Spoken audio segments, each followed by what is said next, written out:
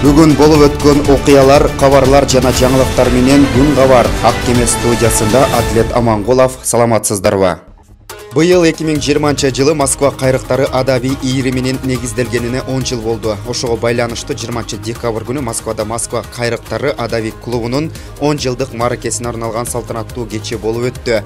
Кечеде активдүү мүчөлөрдү сыйлоо аземи, ыр, музыка, адабий чыгармаларды көркөм окуу менен коштолуп, Кыргыздын улуттук баалуулуктары даңазаланды. Москва кайрыктары адабий ийри менен максаты мекендештердин кыргыз маданиятына, адабиятына салым кошуу болуп эсептелет.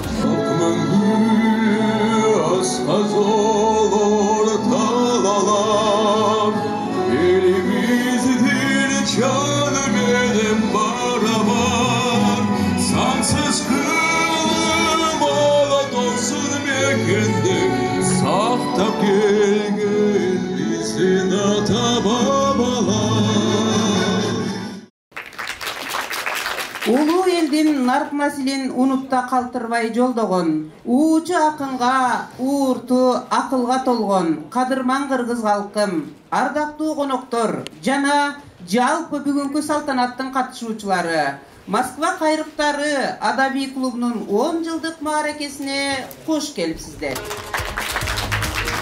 Кайрыктардын мүчөлөрүнүн санын миңдеп саналат. Ушул вакытка чейин кайрыктардын 6 жалпы китеби жарык көргөн. Жеке китеби чыккан акын жазуучулар жүздөп саналат.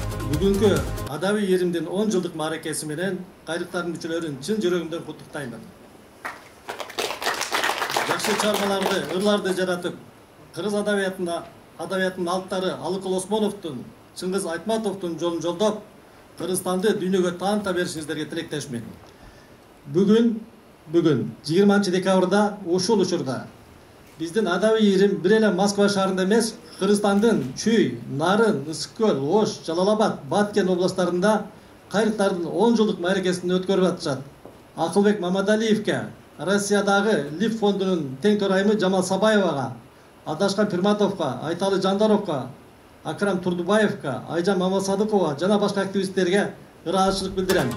Кыргызстан жазуучулар союзуна 20 акын жазуучуларыбыз мүчө болушту. Айта кетсек, Москвада гана эмес, жада калса Кыргызстандын ар бир областында адабий ийримдин 10 жылдык мааракеси өткөрүлөт.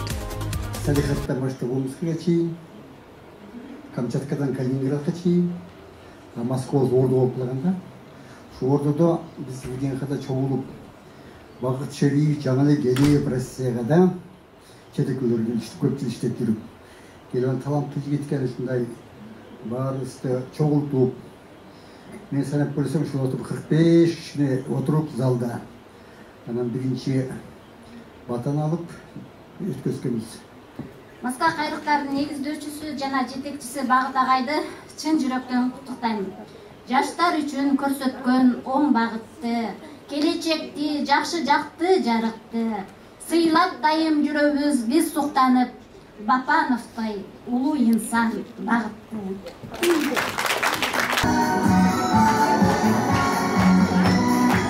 Төшбелги менен Зикирдин Рыспаев аттуу жигитибиз сыйланды. Ал Кыргызстанда буюрса жакында берип жиберебиз.